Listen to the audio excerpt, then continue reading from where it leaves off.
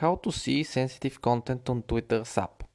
Stick to the end of this video and I will share with you an app that makes you money completely passively. First, what is sensitive content? It's content that Twitter as a company hides from us by default because they think we don't want to see violence, naked pictures or something like that.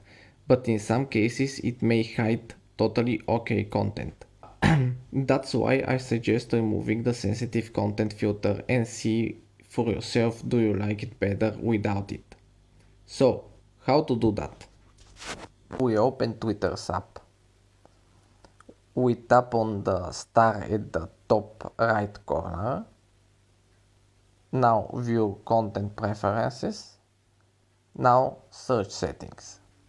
Here turn off hide sensitive content. If you want to get more mobile apps knowledge in less than 2 minutes, subscribe to my channel.